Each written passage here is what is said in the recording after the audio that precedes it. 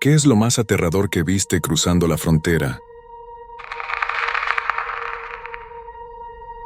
La travesía por el desierto de Sonora es un infierno. El sol te raja la piel, el aire te quema los pulmones y el miedo es una sombra constante.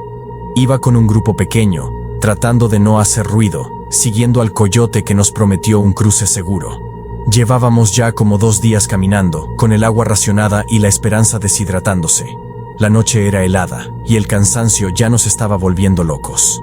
De repente, el coyote nos hizo una señal para agacharnos. Pensamos que era la migra o algún grupo rival.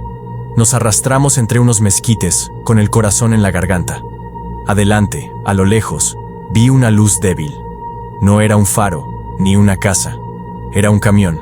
Un camión de esos viejos, desvencijados, que parecen parte del paisaje. Estaba parado en medio de la nada. El coyote nos hizo señas de que nos quedáramos quietos. Pero yo no pude.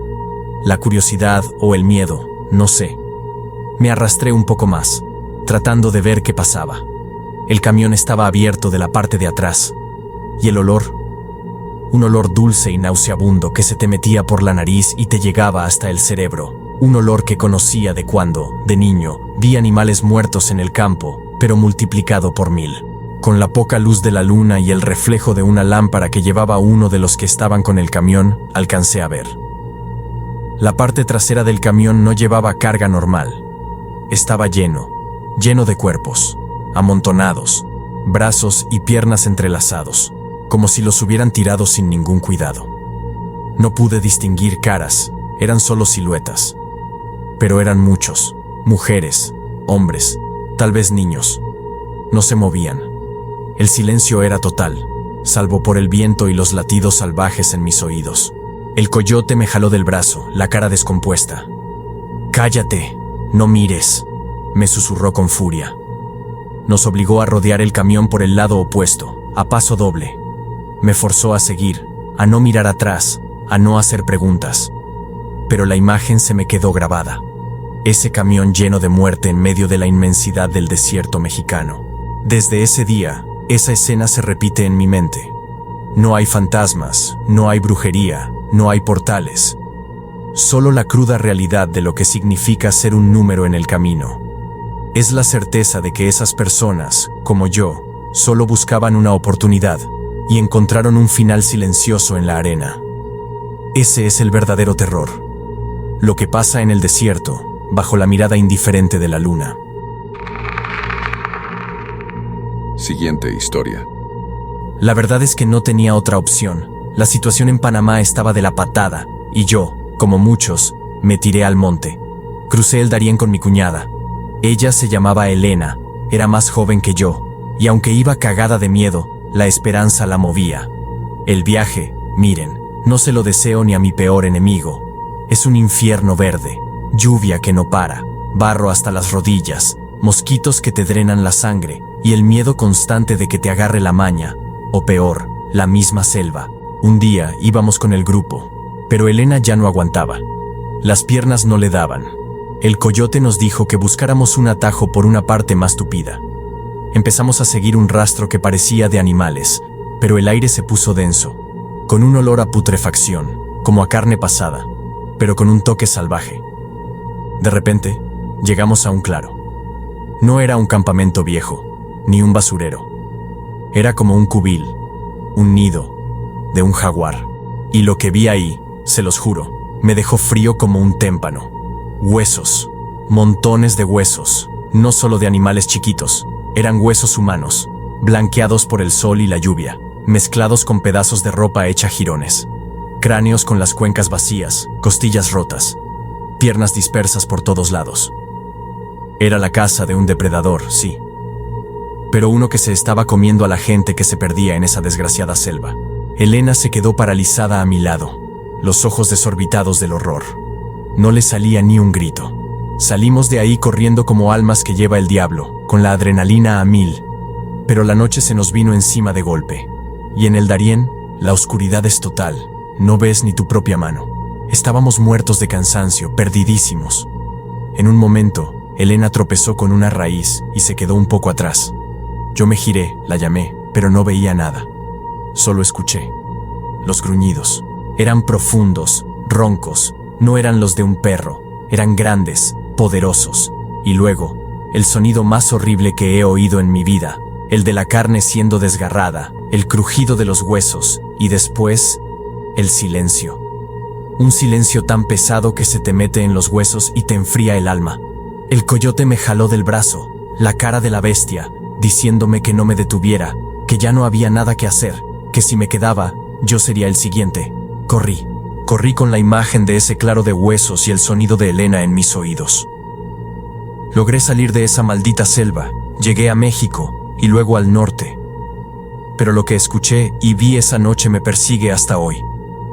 Saber que tu propia sangre fue desmembrada por un animal salvaje en la oscuridad y que sus restos probablemente acabaron en ese mismo nido de huesos humanos.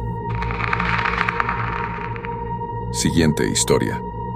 La travesía por el sur de Venezuela, intentando bajar hacia la frontera con Brasil, ya es un martirio. Pero cuando te metes en esa vaina que llaman el Parque Nacional do Pico da Neblina, allá en Brasil, es otro nivel de infierno. Es una selva que no tiene fin. Siempre húmeda, siempre con esa neblina pegada a las copas de los árboles, y un silencio que te vuelve loco. Íbamos en un grupo pequeño, casi sin comida, con los pies reventados y la esperanza colgando de un hilo. Llevábamos días sin ver a nadie, solo la selva densa. El guía que nos quedaba, un tipo callado, nos dijo que nos desviáramos del camino principal. Por aquí es más rápido, dijo, pero no hacen ruido. La vegetación se hizo más espesa. La luz apenas llegaba al suelo. El aire, de por sí húmedo, empezó a tener un olor extraño. No era a tierra mojada, ni a animales muertos. Era un olor dulce y metálico a la vez, como a carne cocinándose, pero de una manera que te revuelve el estómago. Nos detuvimos en seco. El guía nos hizo señas de que nos agacháramos y calláramos. A través de la maleza, vi un pequeño claro. Había una fogata humeando, y alrededor, siluetas. Eran hombres, pero no vestían como la gente de por ahí. Parecían primitivos. Algunos estaban de pie, otros agachados junto al fuego. Y fue entonces cuando vi lo que estaban haciendo. Estaban comiendo algo que colgaba sobre las brasas, y no era un animal.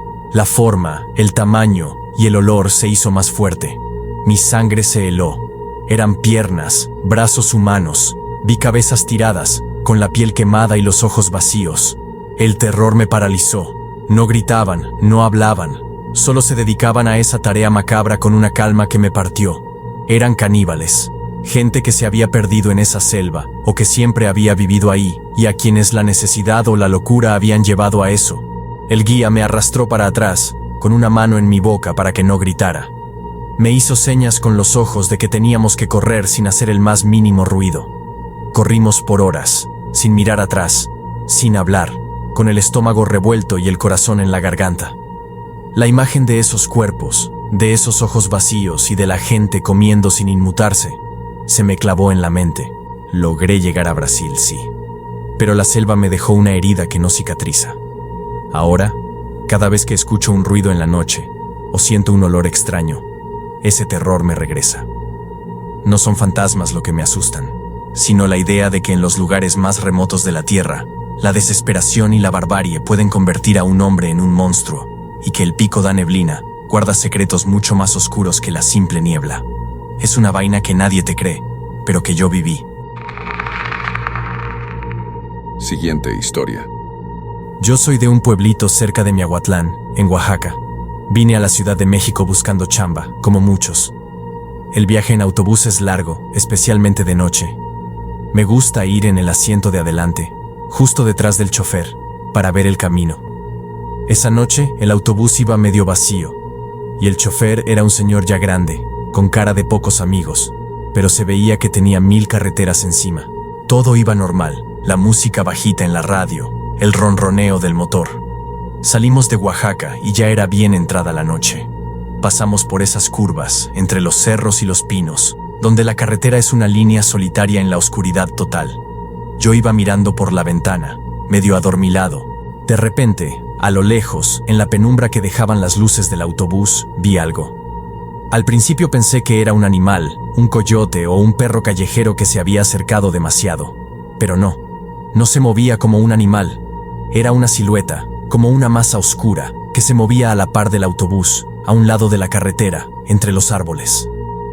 Era demasiado rápida para ser una persona corriendo, y demasiado negra, como una sombra más densa que la noche misma. Me froté los ojos, pensando que era cansancio. Volví a mirar, ahí seguía. Y entonces vi que el chofer, por el rabillo del ojo, también la había notado. Su postura se tensó. Sus nudillos se pusieron blancos en el volante. Él la estaba viendo. La cosa se mantenía a la misma distancia, como si estuviera atada al autobús. No tenía forma definida.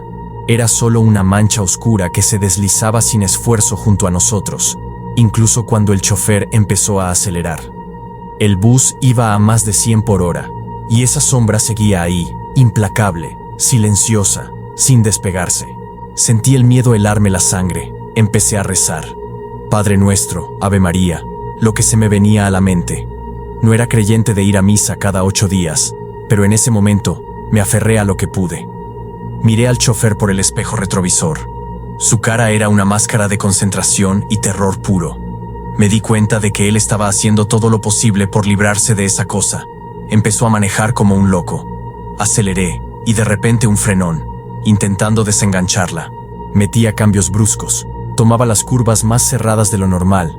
El autobús se bamboleaba. La cosa seguía pegada. Hubo un momento en que el chofer gritó algo, un gruñido ahogado, y metió un acelerón brutal. El autobús rugió. La velocidad era inhumana para esa carretera. Yo cerré los ojos, rezando con todas mis fuerzas. Cuando los abrí, la sombra ya no estaba. La noche volvió a ser solo oscuridad y árboles, sin esa presencia opresiva. El chofer no dijo nada. No me miró. Su cara estaba empapada en sudor, y sus manos temblaban. Llegamos a la Ciudad de México al amanecer. Cuando me bajé, intenté cruzar miradas con él, buscar una explicación, pero solo me dio un asentimiento rápido, como quien comparte un secreto horrible que jamás será pronunciado en voz alta. Ese viaje me cambió. Saber que hay cosas ahí fuera, en la oscuridad de las carreteras, que te pueden seguir, y que solo tú y otra persona lo notan, es jodidamente tétrico. Te hace dudar de todo, de la seguridad de la carretera, de la cordura de uno mismo, y de los límites de lo que realmente existe en este mundo.